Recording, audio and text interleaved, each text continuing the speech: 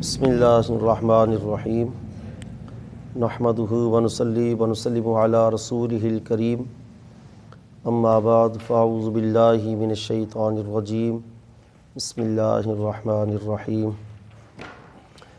وَإِذِ اسْتَسْقَىٰ مُوسَىٰ لِقَوْمِهِ فَقُلْنَا اضْرِب بِّعَصَاكَ الْحَجَرَ فَانْفَجَرَتْ مِنْهُ اثْنَتَا عَشْرَةَ عَيْنًا قد علم كل اناس مشربهم كلوا واشربوا من رزق الله ولا تعثوا في الارض مفسدين۔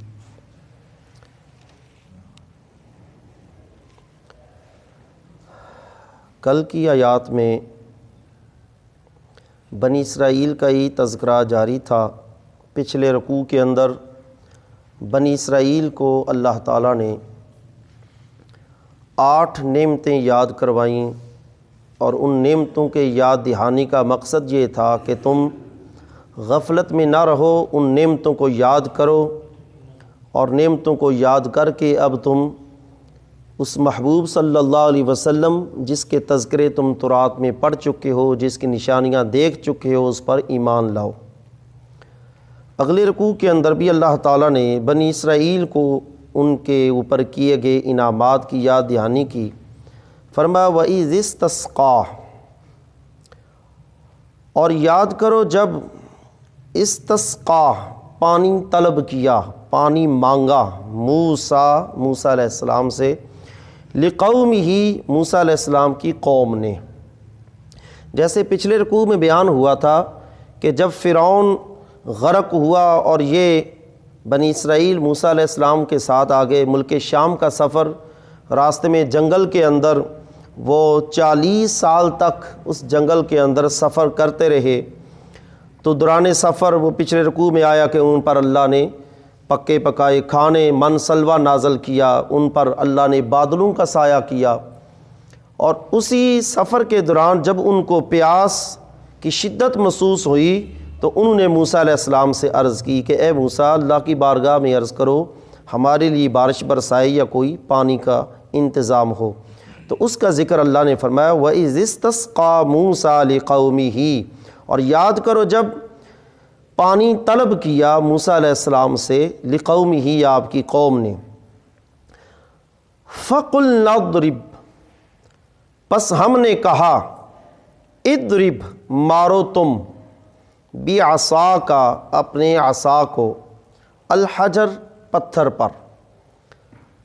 ہم نے کہا کہ اپنے عصا مبارک کو پتھر پر مارو، فانفجرت فوراً پھوٹ پڑیں گے، اس سے فوراً جاری ہو جائیں گے، منہ اس پتھر سے، اثنتا عشرہ 12 عینا چشمے، قد علم کل اناس مشربہم، تحقیق معلوم کر لیا یا جان لیا ہر گروہ نے، مشرب پینے کی جگہ، اپنے گھاٹ کو پہچان لیا، پینے کے مقام کو پہچان لیا، کلو وشربو، تو اللہ کی طرف سے حکم آیا کلو وشربو، کھاؤ پیو، من رزق اللہ، اللہ کی رزق سے، ولا تعثوا فی الارض مفسدین، اور زمین پر فساد پھیلانے والے نہ ہو جاؤ۔ اب اس آیت کے اندر جس نعمت کا اللہ یاد کروا رہا ہے بنی اسرائیل کو، پیاس کی شدت میں انہوں نے پانی مانگا، تو اللہ رب العزت نے موسیٰ علیہ السلام سے فرمایا اضرب، اے موسیٰ اپنا عصا کا عصا مارو، الحجر پتھر پر۔ عصا جو ہے یہ نبی حضرت موسیٰ علیہ السلام کے ہاتھ میں ہر وقت ہوتا تھا، یہ ڈنڈا، یہ عصا مبارک، اور یہ عصا جو تھا یہ جنت سے آیا تھا۔ حضرت آدم علیہ السلام جب زمین پر آئے تو اپنے ساتھ جنت کا مورد کا درخت، اس کا یہ عصا تھا، اس کی لکڑی کا یہ عصا تھا، حضرت آدم علیہ السلام اپنے ساتھ لے کر آئے، اور یہ پھر آگے انبیاء کی طرف نسل در نسل آگے منتقل ہوتا رہا، حتیٰ کہ یہ عصا مبارک حضرت شعیب علیہ السلام کے پاس پہنچا۔ تو جب حضرت شعیب علیہ السلام نے اپنی دختر کا نکاح حضرت موسیٰ علیہ السلام سے کیا تو شادی کے موقع پر، اس نکاح کے موقع پر کچھ تحائف دیے، ان تحائف میں حضرت شعیب علیہ السلام نے یہ عصا بھی دیا تھا حضرت موسیٰ علیہ السلام کو تحفے کے طور پر، اور اس عصا کے اوپر چھوٹے چھوٹی شاخیں بھی تھیں، جو تفسیر میں آتا ہے کہ رات کے وقت وہ شاخیں چمکتی تھیں، وہ روشنی کا کام دیتی تھیں۔ اس عصا کی تفسیر انشاءاللہ سورۃ طٰہٰ کے پہلے رکوع کے اندر آئے گی کہ اس عصا کی کیا کیا کرامتیں ہیں یا اس کے کیا کیا کارنامے ہیں، وہ انشاءاللہ سورۃ طٰہٰ کے پہلے رکوع میں آئے گا۔ تو یہ وہ عصا جو جنت سے آیا تھا، حضرت موسیٰ علیہ السلام کے ہاتھ میں ہوتا تھا، اللہ نے فرمایا الحجر، پتھر پر عصا مارو، فانفجرت، فوراً پھوٹ پڑیں گے۔ یہ فوراً جو معنی کیا ہے، یہ جو فا ہے نا، اس فا کو کہتے ہیں فا تعقیب مع الوصل۔ مطلب یہ ہے، آسان سے مفہوم میں سمجھاتا ہوں کہ فا تعقیب مع الوصل کا یہ مطلب ہوتا ہے کہ ایک کام کیا ہے، فوراً اس کے بعد دوسرا کام ہو گیا، بغیر کسی وقفے کے، بغیر وقفے کے اللہ کام ہو گئے۔ ایک کام ہوا ہے، اس کے فوراً بعد اگلا کام کرنا ہے یا اگلے کام کا حکم ہے۔ اس کی ایک مثال دوں، ہم جنازہ پڑھتے ہیں اور ابھی جنازہ پڑھ کے آئے ہیں، جنازے کے بعد ہم دعا مانگتے ہیں، تو اس کے متعلق حدیث پاک ہے، نبی علیہ الصلوۃ والسلام نے ارشاد فرمایا اذا صلوا علی المیت فاخلصوا له الدعاء، جب تم میت پر نماز پڑھ چکو فاخلصوا له الدعاء، تو فوراً یہاں وہاں اس حدیث میں بھی فا تعقیب مع الوصل کے لیے، وہاں بھی معنی یہ کریں گے فاخلصوا له الدعاء، تو پھر اس میت کے لیے خصوصی دعا کرو، اس میت کے لیے خصوصی دعا کرو، فوراً دعا کرو، فا تعقیب مع الوصل کا۔ اور دوسرا طبقہ وہ کہتے ہیں نہیں جی یہ دعا جو ہے وہ قبر پر جا کر کرنی ہے۔ ہم کہتے ہیں اگر قبر پر دعا کرنے کا حکم ہوتا تو پھر فا نہ ہوتا، پھر سما ہوتا۔ سما جو ہے یہ تراخی کے لیے، سما تاخیر کے لیے استعمال ہوتا ہے۔ اگر قبر پر دعا مانگنے کا حکم ہوتا تو پھر ادھر لفظ ہونا تھا اذا صلوا علی المیت ثم اخلصوا له الدعاء، پھر تم میت کے لیے دعا کرو جنازے کے بعد۔ پھر اور سما جو ہے یہ تاخیر کے لیے، تو وہ تاخیر پھر قبر پر جا کر تاخیر کے ساتھ دعا کرنی تھی۔ تو یہاں پر بھی فا تعقیب مع الوصل کے لیے ہے، اور ادھر حدیث پاک میں جو دعائے جنازہ کے لیے ہے حدیث، اس کے اندر بھی فا تعقیب مع الوصل کے لیے ہے کہ جنازہ پڑھو فاخلصوا له الدعاء، تو فوراً میت کے لیے دعا کرو، جیسے ہم الحمدللہ عمل کرتے ہیں۔ فرمایا فانفجرت، اس سے پھوٹ پڑے اس پتھر سے،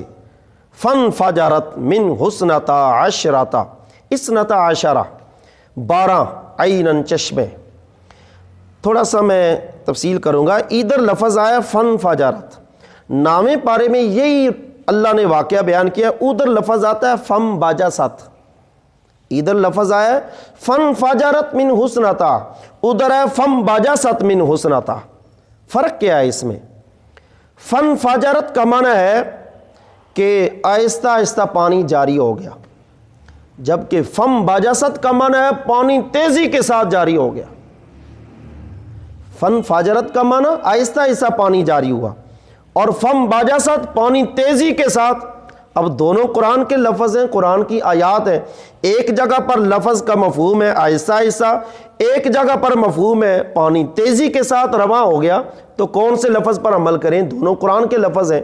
تو یہاں پر امام اعظم ابو حنیفہ رحمۃ اللہ علیہ کا دیا ہوا قانون تطبیق کہ ایسا راستہ اختیار کریں گے کہ دونوں آیات پر عمل ہو جائے، دونوں جو بظاہر متضاد نظر آنے والی حدیث راستہ تطبیق کا استعمال کریں، دونوں حدیثوں پر عمل ہو جائے، دونوں آیات پر۔ تو یہاں تطبیق کیا ہوگی؟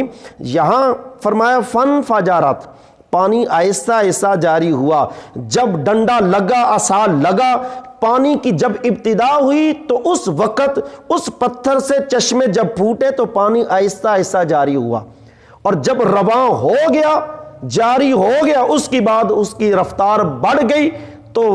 وہ ڈنڈا لگنے کے بعد جاری ابتدا جو ہوا وہ آہستہ، پھر اس کی رفتار فانبجست، وہ رفتار تیز ہو کر رواں ہو گئی۔ اس لیے دونوں آیات پر یا دونوں کلمات پر عمل ہو گیا۔ فانفجرت من حسنتا عشرۃ عینا،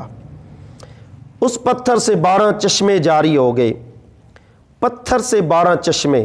وہ پتھر کے 4 کونے تھے، ہر کونے سے 3 جو تھے وہ چشمے جاری ہوئے۔ 12 چشمے، جیسے پچھلے رکوع کے اندر بھی میں نے عرض کیا تھا، بنی اسرائیل کے 12 گروہ تھے، اور یہ 12 گروہ تھے حضرت یعقوب علیہ السلام کے، چونکہ 12 صاحبزادے تھے، ان 12 صاحبزادوں کی آگے نسل اولاد یعقوب جو ہے انہی کو بنی اسرائیل کہا جاتا ہے۔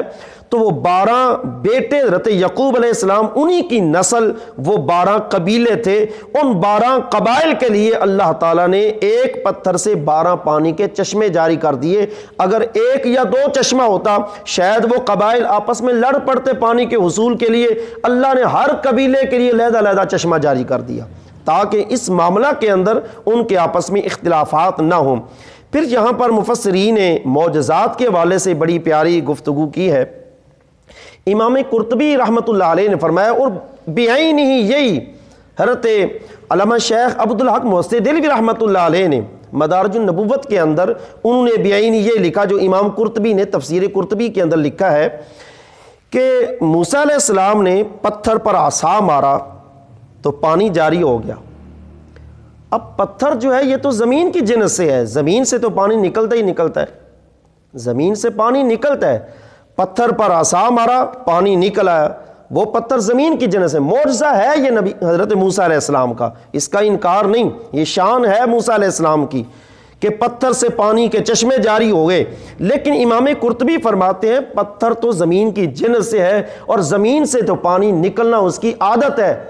اس سے بڑا معجزہ یہ ہے ہاتھوں کی انگلیوں سے پانی جاری کرنا، جہاں نہ زمین کا کوئی اثر ہے نہ کوئی اور معاملہ ہے، خون اور ہڈیوں کے درمیان سے پانی جاری کرنا کتنا۔ حضرت جابر نے جب یہ حدیث بیان کی کہ حضور کی انگلیوں کے درمیان سے پانی ایسے فواروں کی طرح پھوٹ پڑا، کسی نے پوچھا تم کتنے بندے تھے جنہوں نے پانی پیا تھا؟ حضرت جابر فرماتے ہیں تھے تو ہم 1500 لاکھ بھی ہوتے تو وہ پانی کافی تھا۔ تو یہ امام قرطبی فرماتے ہیں پتھر جو ہے یہ تو زمین کی جنس سے ہے، وہاں تو پانی نکلتا ہی نکلتا ہے۔ اس سے بڑا معجزہ یہ ہے کہ پانی ہاتھوں کی انگلیوں سے، اور یہ حضور کا جو معجزہ ہاتھوں کی انگلیوں سے، یہ ایک بار نہیں، ایک بار سے زیادہ مرتبہ یہ معجزہ آپ نے ظاہر کیا۔ 3-4 مرتبہ بخاری شریف کے اندر مختلف واقعات آتے ہیں ہاتھوں کی انگلیوں سے پانی جاری کرنے کے۔ اب پتھر سے پانی جاری ہوا، بعض مفسرین نے اس پتھر کے متعلق فرمایا ہے یہ پتھر یہ وہ پتھر ہے جو کوہ طور پر موسیٰ علیہ السلام وہاں سے پتھر اٹھایا تھا، اور یہ انسان کے سر کی مقدار پر یہ پتھر تھا 4 کونوں والا، وہاں سے اٹھایا تھا۔ بعض مفسرین کہتے ہیں یہ پتھر وہ ہے جس پر موسیٰ علیہ السلام غسل کرنے کے لیے چشمے میں گئے، آپ نے کپڑے اتار کر پتھر میں پہ رکھے، وہ پتھر کپڑے لے کر بھاگ گیا۔ وہ ایک علیحدہ واقعہ انشاءاللہ وہ سورۃ احزاب کے آخر میں وہ موسیٰ علیہ السلام کا وہ تذکرہ انشاءاللہ آئے گا، احادیث کی روح سے بھی اور ان آیات کی روح سے بھی انشاءاللہ وہاں تفصیلاً ذکر کیا جائے گا۔ اور پھر اس پتھر کے متعلق مفسرین فرماتے ہیں چونکہ یہاں موسیٰ علیہ السلام کی شان، اور جب معجزے کی بات آئے تو معجزہ یا شان انبیاء کی اس انداز میں بیان کرنی چاہیے کہ شان کے اندر اضافہ ہو، شان میں اضافہ ہو۔ تو جمہور مفسرین فرماتے ہیں یہ کوئی معین مخصوص پتھر نہیں تھا، شان اسی میں موسیٰ علیہ السلام کی زیادہ ہے کہ وہ موسیٰ علیہ السلام جس بھی پتھر پر عصا مارتے پانی جاری ہو جاتا تھا۔ کوئی خاص پتھر نہیں تھا، کوئی ایک پتھر معین نہیں تھا، جس بھی پتھر پر وہ عصا مارتے پانی جاری ہو جاتا۔ ضرورت پیش آتی عصا مارتے پانی جاری ہو جاتا، جب ضرورت ختم ہوتی پانی روکنا ہوتا عصا مارتے پانی رک جاتا تھا، پانی رک جاتا۔ بعض مفسرین نے تھوڑا سا فلسفی انداز میں بھی لکھا ہے کہ وہ پتھر جو ہے وہ نمی، ہوا کی نمی چوستا تھا، اس وجہ سے اس سے پانی کے چشمے جاری ہوئے۔ اس کی مثال ہمارے گھروں کے اندر بھی ہے۔ میں نے تفسیر بیضاوی کے اندر یہ آیت پڑھائی تو وہاں میرے ذہن میں آیا جب یہ میں نے تفسیر بیضاوی میں پڑھا کہ وہاں تفسیر بیضاوی میں بھی یہ ہے ایک قول لکھا ہے امام بیضاوی نے بھی کہ وہ پتھر جو ہے وہ ہوا کی نمی کو جذب کر کے پھر وہ اپنے جسم سے وہ پانی جاری کرتا تھا۔ ہمارے گھروں میں جو اے سی لگے ہوئے ہیں، ایئر کنڈیشنر، وہ کیا کرتے ہیں، کمپریسر باہر سے ہوا کیچ کرتا ہے اور ہوا کی نمی جب اندر جاتی ہے تو وہ پانی بن کر نکلتے ہیں، قطرہ قطرہ نکلتا رہتا ہے پانی۔ بعین ہی فلسفی حضرات کہتے ہیں وہ پتھر اس قسم کا تھا، وہ ہوا کو جذب کرتا تھا تو وہ ان چشموں سے پھر پانی جاری ہوتا تھا۔ لیکن مفسرین فرماتے ہیں ہم نے ماننا ہے معجزہ موسیٰ علیہ السلام کا، اللہ کے رسول کا معجزہ ماننا ہے، تو معجزہ جو ہے وہ اسی انداز میں ہوگا کہ وہ جس بھی پتھر پر عصا مارتے تھے، عصا کی برکت یہ ہوتی تھی کہ اس پتھر سے پانی کے 12 چشمے جاری ہو جاتے تھے۔ فرمایا قد علم کل اناس مشربہم،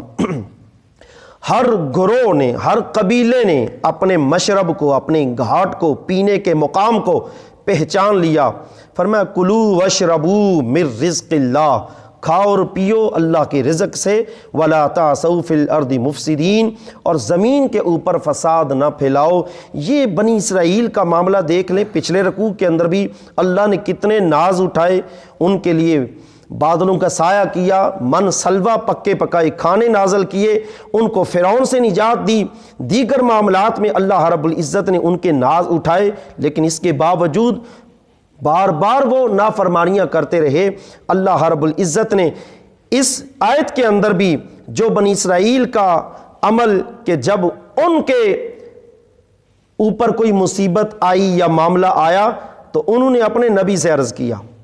اپنے نبی سے عرض کیا کہ اے موسیٰ آپ اپنے رب کی بارگاہ میں عرض کریں۔ اور ہماری شان امت محمدیہ کی اللہ نے کیا بیان فرمائی؟ فرمایا ادعونی،